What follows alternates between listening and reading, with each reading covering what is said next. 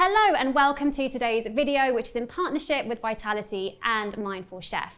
I'm Juliet, I'm one of the members of the Vitality Coaches team, and today you'll notice if you're a regular viewer of our events and videos that we're not in the Vitality studio today. We're on tour. We've come to see our lovely friends at Mindful Chef here in Southwest London in their gorgeous test kitchen. And I'm delighted to be joined by Myles Hopper, who is one of the co-founders of Mindful Chef, along with James Hudson, who you might recognise from our other videos. He is one of the Vitality Performance Champions. He's also a former pro rugby player and currently sports nutritionist at Gloucester Rugby. So thanks so much for joining us, guys.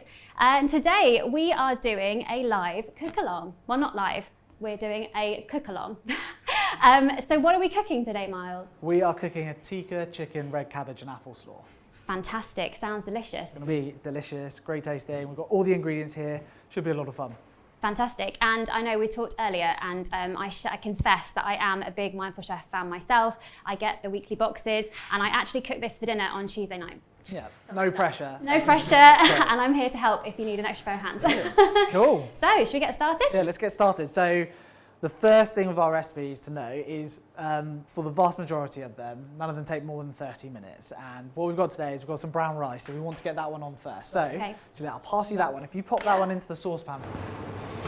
So, you've got the rice in, pop this one in. Okay, so this will need probably about 20 to 25 minutes. Okay, so this is probably the longest thing that we've got to cook today, so nice and easy. So this is brown rice, right? This is brown rice. So the nice thing, as I said, about Mindful Chef, for those of you who don't know, like essentially we send all of the ingredients pre-portioned in a box along with recipe cards or a recipe booklet like this. So we have all our recipes in here, and then it's really easy. There's never more than sort of 10 ingredients and everything step by step, so super easy to do. Yeah, amazing. And James, why brown rice is better for us, isn't it, than white rice? So yeah, it's one of the whole grain versions, so it will be a bit more fibre in it, a bit lower GI, so we'll get hold of that energy and digest it a little bit more slowly compared with maybe a white rice version. Yeah. So just if anyone's cooking along at home, because I know, as I said, you cooked this recipe earlier. I have, yeah. People will be cooking it. It's actually one of my favourite ones. We've had it on the menu quite a few times. But we're just going to chop the garlic, so take them out of their shells, and then we're going to make this like delicious sort of tikka marinade that's then going to go on the chicken. And we want to get that chicken in as well, because actually that will probably take about 20 minutes, so we want to get that one into the oven. Okay. So you can either quickly chop it, and as you get a bit more confident, you'll find different techniques, or you can actually just take a little grater like this one and actually just sort of grate it straight in there, and that's really, really fast to do. And then you have to worry about chopping it as well. Great. So this takes about, did you say 30 minutes or 25 to 30 minutes? We will have a delicious finished recipe in 30 minutes. Yeah. Fantastic. And some of your recipes are actually quicker, aren't they? Than that, because I know you have like speedy ones. Yeah. So was that response to demand for time? Because I know obviously still, I guess some people really enjoy taking longer times to cook over dinner. But was it a priority to create kind of very speedy recipes? Yeah. Do you know what it is? Like, I think 30 minutes is great if you have that time to be able to spend a bit longer. But I think. And I can always, and I think, Jade, you're probably the same, your background, just being interested in health and then nutrition now, you can probably always cook something relatively good for you, right? Like, you're not that fussed, you can just do it. Yeah, just a number of times of trying it. Yeah, you've got things in the cupboards you can reach for, yeah. Yeah, so I guess I'm just going to add half of the coconut yogurt into here, along with the tikka sort of paste, and mix that up, and that'll go on the chicken. But there are also times, and I imagine James will also feel like this, where, and you as well, Juliet, don't get me wrong, the children might take a bit longer to go to bed, or you've got work on a bit later, and actually even 30 minutes seems like a bit of a hassle. So actually to have something which you can knock up in 15 minutes, 10-15 minutes, is still really healthy, really good for you, and actually, really importantly, tastes really good as well, was something that a lot of our customers wanted, and actually there just seemed like there was an opportunity there to sort of offer it, I guess. I really wanted to talk to you about the Mindful Chef journey, because it's a fascinating one. So how long has it been now? When did you start the company? 2015 now, 2015. So 7 years. 7 years. Which is incredible. If you told us that way back when, we wouldn't quite have believed you, to be honest. It's come a long way. I believe you were literally packing food boxes and delivering them in a van and to this now. Let's talk to me a little bit about that. The van, and the warehouse. So I guess what I'll do, just before I start that, is Yeah. I'll just pop this into the oven so I can get going. So lovely. we've coated that chicken in that Smells amazing already. tikka marinade, and then we're just going to pop in. You can see the breast is slightly smaller on the right. Don't worry, James. I'll make sure we have equal portions. All right? That's James's one there, is it?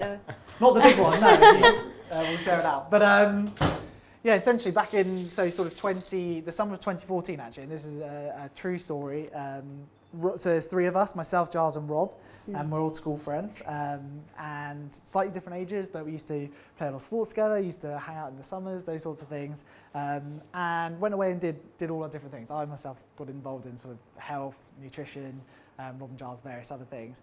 And Rob was actually working on a friend's fishing boat called the Compass Rose, a little two-man fishing trawler back in Lympston, and they'd go out each day in the summer and they'd catch fish. They'd text a group of the villagers saying, this is what we've caught, if you'd like anything, just come down to the docks and we'll sell it to you straight off of the boat when we come in. So we sort of saw that, and that was that moment of, wow, isn't this how food should be sourced? Straight from, supplier, fisherman, farmer to customer, without it being in warehouses or supermarket shelves for weeks on end. And actually then we're thinking, well, what's a really great way of doing that? And we'd seen recipe boxes in the States. We thought, okay, that can get food from A to B really quickly, but what's actually important to us? And we didn't want to just be another copycat. And actually, as I said, background in health, and we've realised that people don't really need to be told how to make their favourite spag bowl or a pasta bake or bangers and mash each week. That's easy. We can all rustle something like that together. But actually what they do find really hard is healthy eating or eating healthily. And actually if we can solve that pain point, it's not because necessarily they can't be bothered, but sometimes they don't know how, they don't have the time to shop. We've got busier lives, more busy than ever. And so actually we thought, okay, if we can make healthy eating really easy, then actually we might be able to have like a proper positive impact on a lot of people. That's amazing, and it makes me think actually, because I think there's a common misconception at Vitality where we are about helping people establish healthy behaviours, and nutrition is obviously one of them. But I think there's a common misconception that healthy food has to be less tasty than unhealthy food, right? Or that it's harder to make it really delicious. But actually, it isn't, right? There's so much flavour that you can put into these delicious meals. And one thing I love about the Mindful Chef meals that I have, so I get a box and we have them 3 times a week, is that you're never skimping on flavour. You know that you're having a really healthy meal that you haven't had to really think about. It's so easy to put together, and then it's totally delicious. I think that was one of the number one things we were conscious about when we started. It wasn't just, it is healthy eating made easy, but if people don't enjoy the taste of it, then there's no way they're going to continue. Yeah. And actually gone are the days of, just healthy eating being chicken and broccoli or whatever. It's actually can be so much more. You must find that a lot, right? Trying to convince players and things. Yeah, massively. They make that assumption straight away that you've got to decrease the range of flavours you have in a dish, and it is just that stereotype of broccoli, bit of chicken, bit of rice. That's very plain textures, very plain flavours. So I think for people to go back and do things again and again and form a lasting habit, they have to want to go and do that. So if something tastes good, they're more likely to go back and repeat it and do it again and again. So it's the way we give them the capability to go and do things repeatedly to form those habits over time. So. And it comes back as well to, when you actually eat, you start with your eyes. The whole digestive system actually starts. You start with your eyes, and you start with the smells and all of that, and that's when the whole process actually starts. And if you look at this dish, you've got a whole variety of ingredients and colours. You've got oranges, browns, purples, yellows, reds, all of this fantastic stuff. You come back to your question on refined carbs. A lot of that's beige, for want of a better word. It's not actually super appetizing all the time with your eyes, and it's not the case that food's necessarily bad for you the whole time. It's really good at certain times, actually, post-training, things like this, where you do need quick release. But actually, what we're saying is just for a couple nights a week, actually we can make healthy eating really easy for you and provide sort of more wholesome ingredients, more sort of pseudo grains, whole grains, that sort of thing, and just more vegetables as well. And because in removing, so you don't have any refined grains, is that right? You don't have any dairy or gluten in the recipes. But I guess that leaves room to pack them full of more and more delicious veg. It's interesting, right? When people go, where's gluten-free? What are you putting in there? Or you go shopping for gluten-free in the supermarket, where do I shop? And you're like, well, just shove down the veg aisle, you know, like, it's all gluten-free. So there's this instant connection with, oh, it's not going to taste very good, or I won't have access to a lot of food. And actually, we don't shout about it a lot because we don't want people to think that way, but actually, it's by point of being more inclusive of more people. There are more people now who understand their own bodies better as we use companies like Vitality with all the partners to actually understand, whether it's through a watch or other sort of ways of tracking, actually, how do I feel and things like that. And actually more people are aware of actually how food might be playing sort of or interacting differently with their bodies. Yeah. So actually, yeah, we are gluten-free, dairy-free across the whole range. And if we didn't tell you, you probably wouldn't realise. No, it's only when actually people start to investigate a bit more. Yeah, absolutely. And if anyone does have any dietary needs, they then don't have to choose specific recipes. They just know that all of them are going to work for them. Exactly. I guess that's a challenge for you as well, James, is it when you're supporting players with their nutrition? You must have different dietary needs to cater for. How do you go about that? Is it a challenge kind of creating different recipes and options for those? It is. We do. I do work with athletes who have got very specific allergies, so you have to be really careful with how you meal plan and menu plan for a whole squad of players. But I think when it comes to them going out and purchasing and buying their weekly shop or purchasing food, they need the confidence. So if someone is celiac, they need the confidence that they're not going to get any contamination or crossover. And by making sure that it is gluten-free and choosing the ingredients like they're in this recipe, there's no ambiguity and there's no worry for them around that. Yeah. Okay, nice. So, update on the recipe. Yes, so excellent. Got the chicken cooking away, got the rice on the hob, and now we're just making this slaw. So, really simply just going to cut up the cabbage. I think we were discussing earlier, I was like, how often would I necessarily eat cabbage, even though it's in season, things like that, but actually that's the great thing as well about recipe boxes are the variety week in, week out. You're getting different ingredients that you might not normally cook. I think the stats are we cook 7 to 8 recipes just on repeat. Your favourites? Mine's always like a chili con carne, some sort of chicken dish, bolognese. You're getting the sort of picture. But actually, because the recipes change every single week, you're eating different ingredients all the time. You must also find that aspect from health, like the whole idea of eating different ingredients, right? Variety. Yeah, massively. Like we talk about the various different colours, different foods have all got different phytonutrients and chemicals which are beneficial for our health. So all the purples, reds, oranges, yellows, they've all got different vitamins, minerals which are going to promote health. So having a wide variety across the week is only going to, again, serve to have more variety and more choice. So they're going to be able to come back and enjoy recipes again and again rather than feeling they're on that carousel of the same things every single week. So yeah, variety is key to sustaining those habits as well. And that's one of the really cool things I think about recipe boxes. Like as much as I don't know as much as James does about nutrition, but as much as I do know, I still would get caught in that habit of just cooking the same thing. So actually the fact that I'm able to use the box, and I do use the box myself, and cook a teriyaki salmon one night, a chica tikka another, all of these different sort of recipes just allows like my sort of repertoire and the sort of ingredients, the like sort of micronutrients, all those sorts of things I'm getting into my body to be so much more varied. Absolutely. Without worrying about food waste as well, right? Because you're getting, here you've got like a quarter of the cabbage, if you were going to cook that and buy those ingredients, I guess, yourself, you then be left with the rest of it. And what do you do with that? So it's, so we always thought from the beginning, like,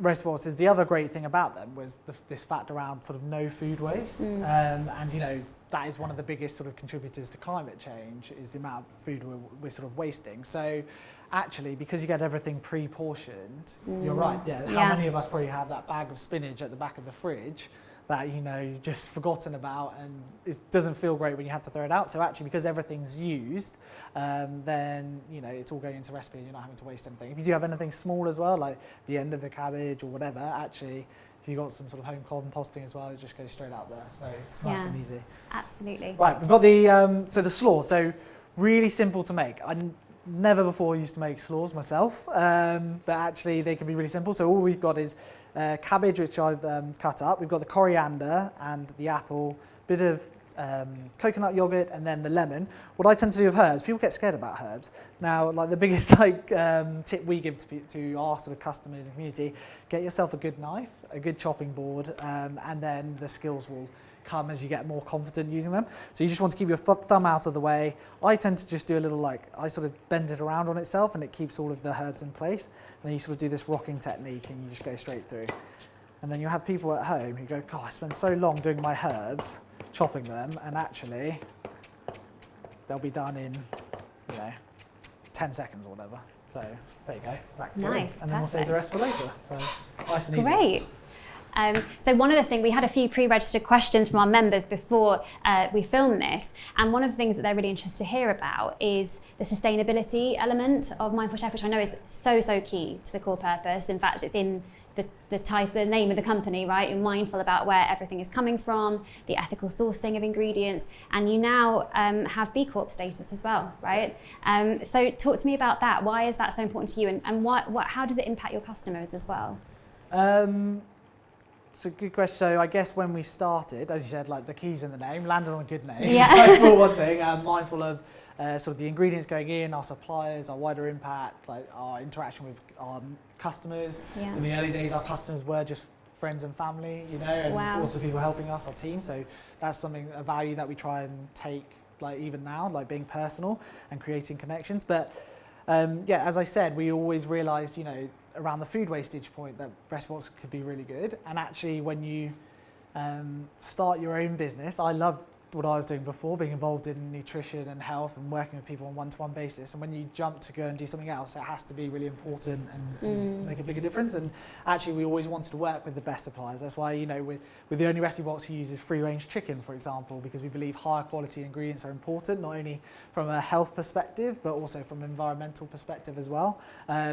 We have been a B Corp actually for 4 years now, in our 4th year. So back in 2018, one of the first sort of 100 in the UK. So just about to go through recertification, where we've made lots of improvements as well. And now we're at that stage in our life where we can really understand sort of the footprint of the business, the carbon footprint. How is this like food wastage actually impacting people's homes individually? What's our wider impact from buying all of these ingredients, and what sort of bigger benefits can we have moving forward as well? Amazing. And where possible, everything is sourced, or as much as possible is sourced from the UK, right? And I love reading about you guys and the story. There's so much support going into local farmers, and I love the story. Tell me about the quinoa supplier. The quinoa, yeah. So all of our meat is 100% British. As I said, the chicken comes up from TMP up in Norfolk, which is Norfolk Poultry, and British quinoa. So quinoa, they never thought they could grow it in Britain. And then you had Stephen Jones, he's up there, he's like a 2nd, 3rd generational farmer. He said to his dad, why don't we try and do this? Brought back some varieties, started having a play around with different ones to see how they'd interact with the sort of landscape and things, and then actually managed to start growing a strain which can grow in Britain. So that's where all of our quinoa comes from. Really great business, but we've got numerous sort of partners, suppliers up and down the country. We had Ben Fogel came up to our Barthett, who are amazing sort of, especially from a sustainable point of view, what they do up there, but they provide us with things like tender stem broccoli, all that sort of stuff as well. So lots of fantastic suppliers. I couldn't name them all today, but where possible, we try and work with the very best, like the highest quality, because we think, that's the best thing to do from a sustainability point of view, but also in terms of what you're putting into your body as well. Yeah, absolutely. That's we were talking earlier, James, and that's a priority for you as well, isn't it, when it comes to nutrition at the club? Yeah, we're really lucky. I get to work with a great chef, Will Carvalho at Gloucester, who's really, really big in terms of the sustainability of the producers that we use locally. So, the beef we have, all the meat is local butchers and locally produced. So it just means that we're working within the community that is the closest to us, as well as trying to provide the best food nutritionally for the players. Yeah, absolutely. It's really great, isn't it, that I think we're as conscious collectively, we're all coming to the realisation that it's a really, really good thing to support, obviously, local industry, but also know where our produce is coming from. Even to the point, actually, my son's school now, they have their roast dinner they do on a Wednesday. It's all they make sure all the produce is sourced locally. Yeah, but I think more and more schools are doing that. So it's but you were at the sort of forefront of that movement, really. We are, and don't get me wrong, everything is when in season. Obviously, we get it from Britain, as many ingredients as we can. We also have to play around with. Obviously, we have 20 different recipes on the menu each week, and people want variety. So often, and lemons, unfortunately, we're not growing them here in this country, but where possible, we're still, we're never air freighting things in, those sorts of things. So it's about taking the sustainable choices and realising, okay, what might the unintended negative impacts be? How do we minimise them and make sure actually what are we doing to sort of improve them in the future as well? Yeah. Okay, so the slaw, so we've got the apple in there, we've got the cabbage, we've got the coriander. So we're just going to add half a lemon, and we'll save the other half to sort of dress it afterwards. And then we've got this other half of, we've got this other half of coconut yogurt here as well. I'm just going to pop that one in, like that. I love the coconut yogurt in the recipes, by the way. It gives this, it's such a lovely flavour addition. It is, and to be honest, you just, you wouldn't necessarily always buy it. I know now it's kind of like flavour of the month, everyone's having coconut yogurt, all that sort of thing, but, sort of 7 years ago, actually lots of people weren't, and it's actually a really easy sort of thing to replicate, use within recipes, like as a dairy-free alternative as well. And it adds a great flavour as well to certain dishes, so, and that is really all we need to do. A little bit of salt in terms of the coleslaw. That looks so delicious, gorgeous, really so colourful. Yeah, really colourful, really good. So, I don't think we've got too much longer, but we'll add a little bit more water in with the rice. That's really done. So you mentioned, 20 recipes to choose from. That's a lot of recipes, isn't it? And I've heard you talk about sort of early days when you were starting the company, and you were coming up with the recipes yourself as well, weren't you? That was one of the things that you guys had to do. Yeah, those poor customers in the early days. Oh no, I'm sure that's not the case. But it's true. And then you realise the importance of chef, the talents of somebody that can put those things together. I guess in true sort of startup fashion, we said, how hard can it be? Like, we'll come up with a few recipes, we'll find some recipes and we'll replicate them. We quickly found out really hard. So we actually had an amazing lady called Louisa come and work for us for a little bit, and we loved her so much. We said, will you please come and be our chef? And she's still with us today, actually 7 years later. And she did an amazing job, and the team still do. If you think a restaurant changes their menu maybe once a month, let's say, they come up with sort of 10, 12 recipes each a week. And Louisa was doing all of that herself in the early days. It was great because we got to taste them, obviously, and just eat them the whole time. But that's what they do now. And the recipes are just improving all the time. We've got a bigger range, nearly 50% of the menu's all plant-based now, vegan as well. We have a whole range of sort of frozen meals, smoothies, all those sorts of things. So it's a lot more fun now as well because they get to sort of put their skills towards a wider range. But equally, it's probably been beneficial that it wasn't myself, Giles and Rob coming up with the recipes all this time. I think you struggle for time now, wouldn't you? Yeah, exactly. How do you find that, James, in terms of keeping things varied for your athletes? Because I think it's sort of the preconception is that maybe they're eating the same thing over and over again, but you must have to keep it varied. Yeah, you do. You have to work with good chefs. You have to work with people who've got really good ideas and theming things. We like to try and do themed days across the year with the athletes when they're eating at the club.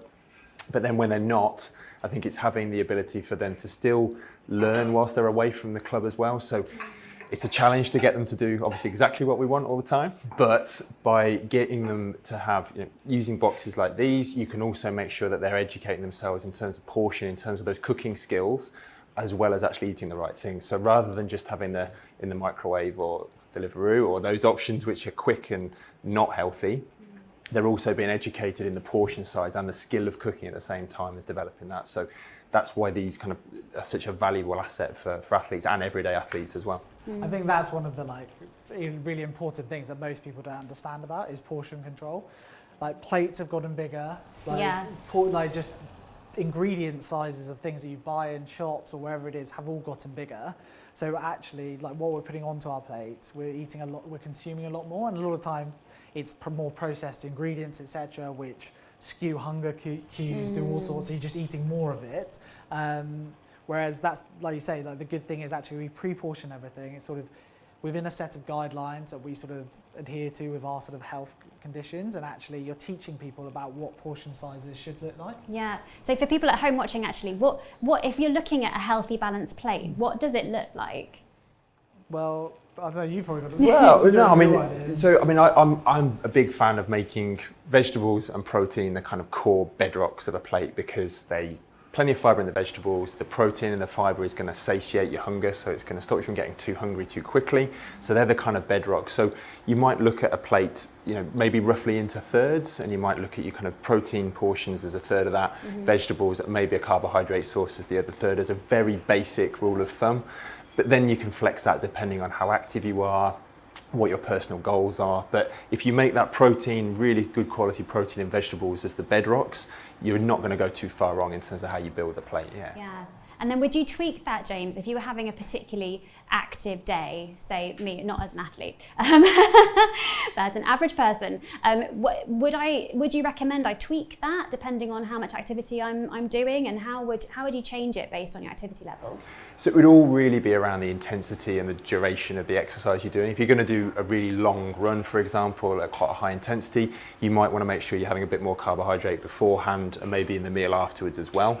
But also, you're not necessarily going to be doing another big bout of exercise for another day or so until then. So you've got plenty of time to refuel those stores. So I think sometimes there's a little bit of misconception that we need to quickly, the next morning is this huge, great big meal. You maybe have got 3 or 4 meals before your next exercise session. So it's just tweaking things day to day based on how active you are and what the intensity is really. Yeah. Sorry. Juliet's helping me. I just took that off. I'm so interested in listening to James. I thought I don't want it to burn. So what we'll do is we'll quickly pop the spinach in there as well. Give that a little stir. Lovely. Sorry, we've got a little bit of liquid left. We'll be okay. I like what James is saying there though, because I think all too often people try and overcomplicate sort of their day-to-day eating, and it's like, how many calories have I had? How many grams of this, grams of that, etc., etc. And by sort of dividing the plate into thirds, it's quite easy for everyone to just sort of imagine, okay, what's on there. I tend to do like a portion control of your hand, because you can take your hand everywhere, whereas your phone you might not always have, or your app, and you can just go, right, my protein portion will be the palm, my sort of cup of sort of your carbohydrates, like your rice or whatever it might be, fist of vegetables, and then a thumb of fat, and then, like you say, you sort of weigh it up against what activity you're doing or how you might normally eat. James probably eats more than the rest of us, so he has to flex up a little bit, and we might eat a bit less. So but really just trying to keep it simple, I think, isn't it? And manageable. Yeah, exactly. You can get too bogged down in this idea that we need to track every gram of everything that goes into our bodies, and actually, if we're getting the type right in terms of the choices we're making, the timing of when we're eating it throughout the day, and then the total will kind of look after itself if we stick to a pretty simple outline like that. So yeah, I think sticking to good choices, plenty of colour, plenty of variety, and making veg and protein as the kind of bedrock, you're never going to go too far wrong with that. And speaking of protein, we have a lot of members very, very interested in more of a plant-based diet, and we've had lots of events talking about plant-based nutrition. And I know you mentioned, Myles, that you have a lot of recipes that are geared towards vegan customers. Have you seen that change? Have you seen that there's a higher demand recently for that? Because I do feel like there's been a bit of a shift, hasn't there, towards that sort of flexible. Yeah. Do you know what's probably the most interesting thing is actually, rather than everyone just going, okay, I'm going to get vegan boxes and then becoming like our biggest set of customers, they aren't. Actually, what the biggest shift is actually more people just go, okay, I'd like to eat a bit less meat. I'd like to eat really high quality meat when I do, and I'd like to eat a bit less, but they don't know where to start. Yeah. Like, unfortunately, the misconception is vegan food is either boring or might not be good for you, etc., and actually can be really delicious, really healthy for you as well. So what we find is when we launched it back in maybe 2016, 2017. Oh, James, taxi's here, mate. There it is, the fancy oven. When we launched it way back in sorry, it's smelling pretty good. Smells so good. When we launched it, we actually found lots of people included like 1 or 2 sort of vegan recipes a week into their boxes, and then they still have the meat and fish as well. So that's what we found, like the flexitarian, as like people call it, that's really growing, and more people are doing that because it's an easy way each week of getting those sort of more inspirational sort of plant-based meals, I guess, that you might not necessarily cook yourself. I certainly wouldn't, but I get 1 or 2 every single week, and it's a really easy way for me to sort of include more plant-based meals into my sort of everyday sort of week. James, would you say, I know we've mentioned this before at previous events, but you don't have many athletes that are vegetarian, but is it a consideration for you in terms of, trying to cut back on the meat, or do you still find that is the main source of protein? I think it's probably it's the easiest way of them meeting their protein goals, but I think what we do try and do is educate them around the choices, which is exactly what the options with plant-based boxes would do as well, is that it opens your eyes to other options, because there is plenty of protein sources that are readily available in your kind of legumes, your lentils, your pulses.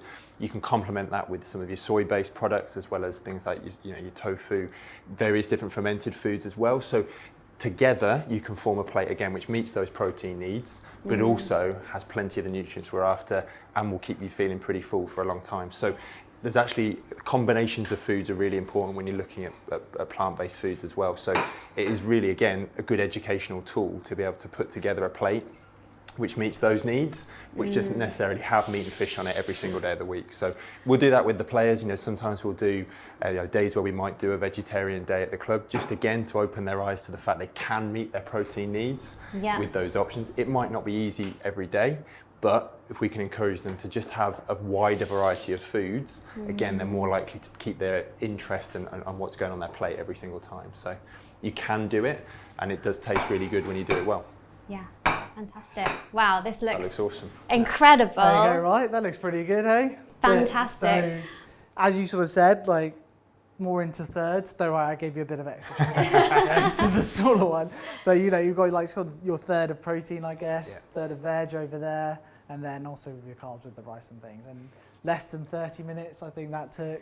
Smells pretty good. Smells so good. I wish you could smell. It really does. And it's so delicious. I know it's delicious because I had it on Tuesday night. But thank you so much. Actually, just one quick thing, because I know we did have a question come in before the event. Somebody asked if you were to do a vegetarian version of this, if someone was to recreate this, what kind of could you swap out the chicken for something, and what might you suggest? Yeah, I mean, if you were going for like a direct sort of meat or like a plant-based meat alternative, you might throw in some tofu, tempeh, etc. They'd work really well. Otherwise, actually, something like chickpeas would work really well as well in this sort of dish, and you could either fry them or you could marinate them, pop them in the oven for a little bit. Actually, oven-cooked chickpeas, delicious, because they get more crunch on them and things, so they'd work really well as well. Delicious. Well, thank you so much. We're going to go away and dig into this now. Thank you. And I think that's all we've got time for today. But thank you so much for joining us, James and Myles. Thank you for hosting us and for cooking for us. It's been amazing to be here. Lovely to chat to you.